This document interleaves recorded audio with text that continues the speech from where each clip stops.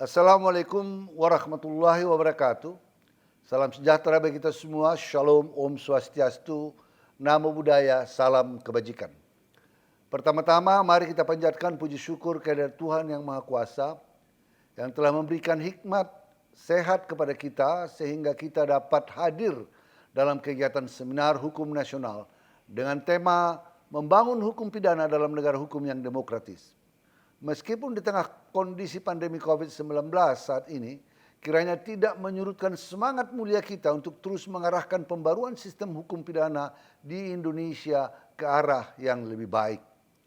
Bapak Ibu sekalian, hadirin yang berbahagia. Pasal 1 ayat 3 Undang-Undang Dasar Negara Republik Indonesia tahun 1945 menyatakan bahwa Indonesia adalah negara hukum.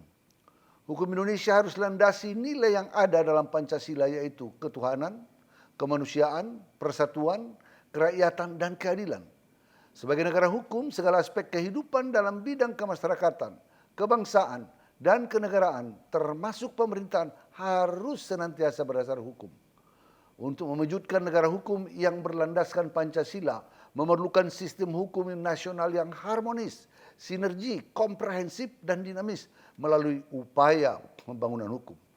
Upaya pembangunan hukum merupakan upaya yang dilaksanakan melalui pengembangan lembaga-lembaga hukum dan substansi hukum sesuai dengan dinamika kehidupan masyarakat nasional maupun internasional.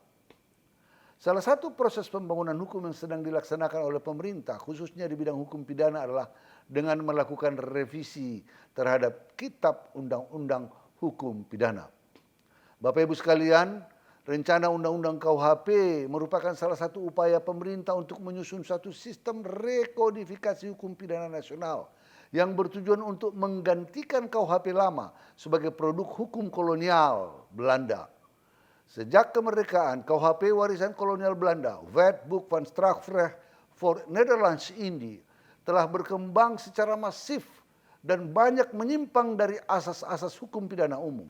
Perkembangan ini berkaitan erat dengan hukum pidana murni maupun hukum pidana administratif, terutama mengenai 3 permasalahan utama dalam bidang hukum pidana sebagaimana dikemukakan oleh Packer dalam The Limits of the Criminal Sanctions, yaitu perumusan perbuatan yang dilarang, Criminal Act or Offense, perumusan pertanggungjawaban pidana, Criminal Responsibility, dan perumusan sanksi baik berupa pidana, punishment, maupun tindakan, treatment. Skema pemidanaan konvensional selalu berfokus pada ketiga permasalahan ini tanpa mempertimbangkan tujuan dari pemidanaan. Sehingga pidana seolah-olah dipandang sebagai konsekuensi absolut, sebagai cerminan dari asas in cauda venenum, di ekor ada racun. Mengenai hal ini, Packer lebih lanjut mengemukakan bahwa punishment is a necessary but lamentable form of social control. It is lamentable because it inflicts suffering in the name of goals whose achievement is a matter of chance.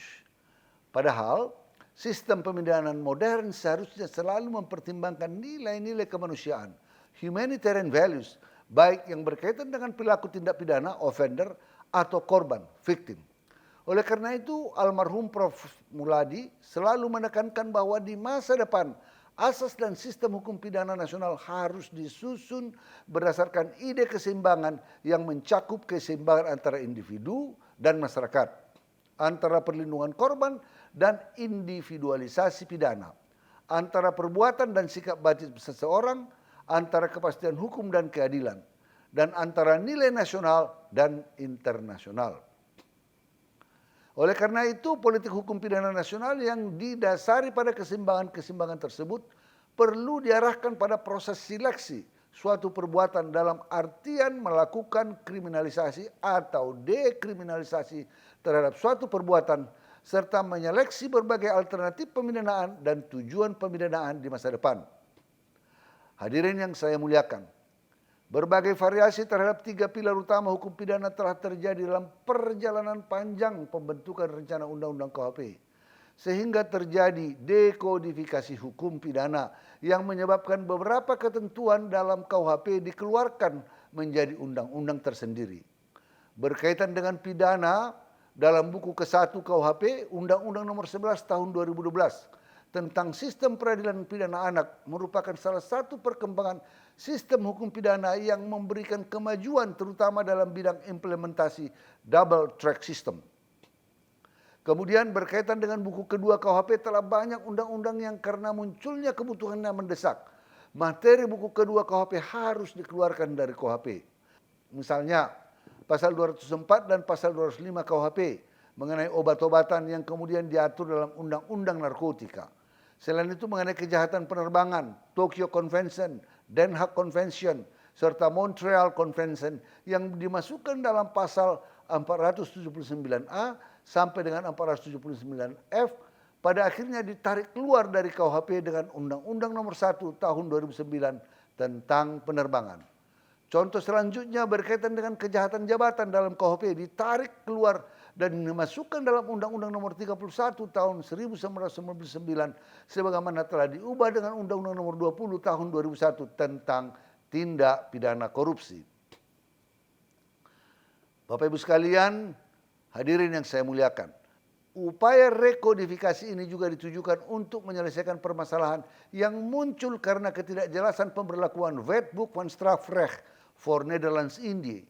Profesor Dr. J.E. Sahitavi kerap mengingatkan bahwa tidak ada satupun KUHP yang resmi disahkan oleh pemerintah dan DPR. Tidak ada terjemahan resmi KUHP dan masih terdapat ketidakjelasan KUHP. Terjemahan yang mana yang diberlakukan di Indonesia mengingat terdapat perbedaan antara satu terjemahan dengan terjemahan yang lain. Contoh, pasal 110 KUHP terjemahan Susilo dan Mulyatno sangat berbeda. Permufakatan jahat untuk melakukan makar menurut Mulyatno diancam sama dengan orang yang melakukan kejahatan itu. Artinya ancaman pidana mati. Sedangkan Susilo menerjemahkan perbuatan ini diancam dengan pidana penjara 6 tahun. Contoh lain, pasal yang sering digunakan di pengadilan yaitu pasal 362. Mulyatno menggunakan istilah melawan hukum, sedangkan Susilo menggunakan istilah melawan hak. Padahal melawan hak merupakan bagian dari melawan hukum. Tetapi melawan hukum tidak selalu melawan hak. Melawan hukum dapat dilakukan dengan melawan hak maupun dilakukan tanpa kewenangan. Perbedaan yang sangat signifikan ini merupakan permasalahan besar yang mengancam kepastian hukum. Aparat penegak hukum telah memeriksa, menyidik, menuntut, dan menjatuhkan pidana terhadap jutaan orang berdasarkan KUHP tanpa kepastian hukum. Sehingga suara-suara penolakan terhadap rencana undang-undang KUHP adalah suara-suara yang ingin mempertahankan status quo dan berada dalam ketidakpastian hukum. Bapak Ibu sekalian, hadirin yang saya muliakan. Selain sebagai upaya rekodifikasi, pembaruan KUHP nasional juga diarahkan sebagai upaya harmonisasi, yaitu dengan menyesuaikan hak KUHP terhadap perkembangan hukum pidana yang bersifat universal dan upaya modernisasi, yaitu dengan mengubah filosofi pembalasan klasik Daadstrafrecht yang berorientasi kepada perbuatan semata-mata menjadi filosofi integratif Daadstrafrecht Slachtoffer yang memperhatikan aspek perbuatan pelaku dan korban kejahatan. Perubahan-perubahan yang dilakukan terhadap rencana undang-undang KUHP dimaksud diharapkan dapat menyelesaikan salah satu permasalahan hukum yang sangat penting di Indonesia, yaitu overkapasitas lembaga permasyarakatan. Berbicara mengenai overkapasitas lapas tidak dapat dilepaskan dari perlunya pembaruan hukum pidana secara holistik. Karena meskipun pidana penjara diakui sebagai pidana pokok, pidana penjara seharusnya merupakan alternatif terakhir atau ultimum remedium yang dijatuhkan di samping pidana lain seperti pidana denda, pidana pengawasan, dan pidana kerja sosial. Sistem pemidanaan ini menganut sistem pemidanaan di Eropa yang memberikan modifikasi terhadap pidana yang dapat dijatuhkan. Modifikasi ini diaplikasikan dengan tujuan untuk menghindari stigmatisasi terhadap terpidana. Lapas seyogianya dapat mempersiapkan terpidana untuk kembali dan diterima di masyarakat, tidak mengulangi lagi perbuatannya dan dapat bermanfaat bagi masyarakat. Selain modifikasi tersebut, rencana undang-undang KUHP juga mengatur mengenai standar pemidanaan bagi hakim yang digunakan sebagai acuan untuk menjatuhkan pidana apa yang pantas untuk dijatuhkan sehingga tidak selalu pidana penjara yang dijatuhkan. RUU KUHP yang juga mengatur mengenai Rechterlijk pardon yang telah diatur dalam KUHP Belanda sejak tahun 1983 serta afdoning buiten proses atau penyelesaian perkara di luar pengadilan. Ketentuan-ketentuan inilah yang akan menghasilkan hukum pidana nasional dengan paradigma modern, tidak lagi berdasarkan keadilan retributif, tetapi berorientasi pada keadilan korektif, restoratif, dan rehabilitatif. Atas dasar permasalahan tersebut, pemerintah berupaya untuk mewujudkan sistem pemidanaan yang sistematis dan harmonis dengan mengintegrasikan perkembangan hukum pidana yang terjadi ke dalam sistem hukum pidana Indonesia dengan melakukan upaya rekodifikasi yang mencakup konsolidasi dan sinkronisasi peraturan hukum pidana baik vertikal maupun horizontal. Upaya pembaruan hukum pidana nasional ini menghasilkan rancangan undang-undang tentang Kitab Undang-Undang Hukum Pidana Nasional. Pembentukan rencana undang-undang KUHP telah melalui langkah panjang yang dimulai sejak Seminar Hukum Nasional pertama pada tahun 1963. Lamanya waktu yang ditempuh untuk membentuk suatu kodifikasi hukum pidana yang juga terjadi di negara-negara asal KUHP Indonesia, Belanda, dengan luas negara yang jauh lebih kecil dan masyarakat yang lebih homogen dibanding Indonesia yang memerlukan waktu sekitar 70 tahun untuk menyusun kodifikasi hukum pidananya setelah diberi kemerdekaan oleh Prancis. Tidaklah mudah bagi negara yang sangat multikultur dan multi etnis untuk membuat kodifikasi hukum pidana yang bisa mengakomodasi berbagai kepentingan. Jangka waktu yang panjang ini juga mengakibatkan bergantinya akademisi maupun praktisi yang duduk dalam tim pembentukan rencana undang-undang KUHP. Selain itu, pemerintah harus tetap terus berkoordinasi dan berkomunikasi dengan kementerian, lembaga, organisasi, masyarakat, organisasi profesi, praktisi, akademisi, dan pakar sesuai dengan keahliannya untuk terus menyempurnakan RUU KUHP supaya tetap sesuai dengan kaidah hukum, asas hukum pidana, prinsip dan tujuan pembaruan hukum pidana. Oleh karena itu, kerjasama dan komunikasi yang baik antara pemerintah, Dewan Perwakilan Rakyat Republik Indonesia dan seluruh elemen masyarakat harus terjalin kuat dalam menghadapi tantangan-tantangan tersebut untuk mewujudkan disahkannya rencana undang-undang KUHP nasional kita. Bapak Ibu sekalian, RUU KUHP merupakan penal code nasional yang disusun sebagai sebuah simbol peradaban suatu bangsa yang merdeka dan berdaulat. Sehingga seyogianya dibangun dan dibentuk dengan mengedepankan prinsip nasionalisme dan mengapresiasi seluruh partisipasi masyarakat. Oleh karena itu, perbedaan pemahaman dan pendapat dalam pengaturan rencana undang-undang KUHP tentunya merupakan kontribusi yang positif yang perlu disikapi dengan melakukan diskusi yang komprehensif dan menyeluruh dari seluruh komponen anak bangsa, khususnya para akademisi, praktisi, dan pakar di bidang hukum pidana agar dalam implementasinya dan aplikasi dari pelaksanaannya RUU KUHP dapat dilaksanakan sesuai dengan kaidah hukum, asas hukum pidana, prinsip dan tujuan pembaruan hukum pidana. Mengutip perkataan Guru Besar Hukum Pidana Universitas Diponegoro, almarhum Profesor Dr. Muladi Sarjana Hukum, bahwa kunci keberhasilan perumusan undang-undang terletak pada sosialisasi yang perlu dilakukan secara masif. Atas dasar tersebut, pemerintah membuka ruang diskusi dengan berbagai elemen masyarakat yang menyuarakan pendapatnya dengan mengundang serta menerima masukan dari berbagai kementerian lembaga, aparat penegak hukum, organisasi masyarakat, organisasi internasional, para akademisi, serta negara lain. Dibukanya ruang diskusi ini bertujuan untuk menghimpun masukan-masukan dari berbagai pihak yang menaruh perhatian terhadap perkembangan hukum pidana, khususnya RUU KUHP, untuk menyamakan persepsi masyarakat terhadap pasal-pasal dalam rencana undang-undang KUHP dan sebagai pertanggungjawaban proses pembentukan peraturan perundang-undangan yang dilakukan secara transparan serta melibatkan masyarakat.